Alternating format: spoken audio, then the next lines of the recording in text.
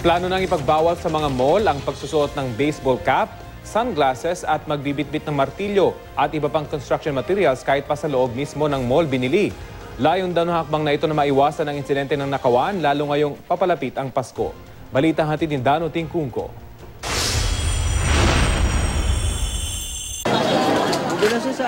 March 30, 2014, sumalakay ang mga miyembro ng Martilyo Gang sa tindahan ng alahas sa isang mall sa Pasay.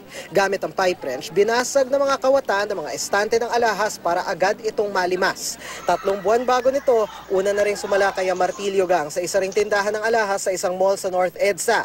Pareho ang estilo, martilyo naman ang gamit. Sa investigasyon ng pulisya, lumabas ang isang modus ng grupo. Ang kasangkapan sa krimen tulad ng mga pambasag ng estante ng alahas, hindi nila puslit, kundi sa loob na ng mall binibili. Ang ginagawa yung mga martilyo gang na ito, pag nandun na sila loob ng mall, meron nagbebenta ng mga construction na gamit ng materials na ito, no? Doon na sila bumibili mismo sa mall na yan para hindi na mahalata na dinala nila. Sa tala ng Eastern Police District noong 2014, karaniwang tumataas sa mga insidente ng robbery hold-up pagsapit ng bare months. Ganito rin sa theft o simpleng pagnanakaw. Dahil dito, plano ng ipagbawal ng EPD sa tulong ng mga security agency ng mga mall ang pagbitbit ng mga martilyo sa mall, kahit pa yung mga doon din nabili. Ginagawa na raw ito sa Marikina at sa ilang mall, bagamat plano ng EPD na isama na rin ang lahat ng mall na sakop nila. Hindi lang daw martilyo ang plano ipagbawal, kundi kahit anong matigas na bagay na pwedeng gawing pambasag o armas. Kung bibili ka, no, yung mismong tendera or yung taga doon sa magde-deposit doon sa doon sa kung saan sa exit o kung saan lalabas, pipick upin mo na paglabas mo. Plano na rin ipagbawal ang pagsusuot ng mga baseball cap at sunglasses habang nasa loob ng mall. Nakita namin na yung mga gumagawa, sombrero ang ginagamit para matakpan yung mukha nila doon sa mga CCTVs.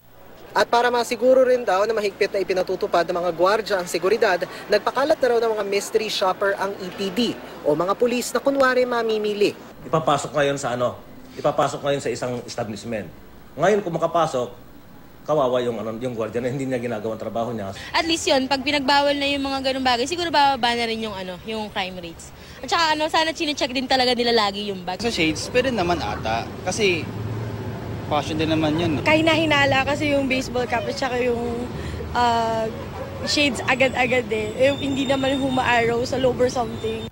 Pabor naman sa panukala ang Philippine Retailers Association. Kung iti-take up ng mga shopping malls ang suggestion na i-ban ang pagpasok ng martilyo, sunglasses, baseball cap at wag itong isuot o wag ipasok sa shopping malls, ito ay nasa buong karapatan ng may-ari ng mall na i-control at i-prohibit, no? At ito ay isang magandang move na para masugpo o matulungan masugpo ang kriminalidad sa Metro Manila. Dano Tingkungko, GMA News.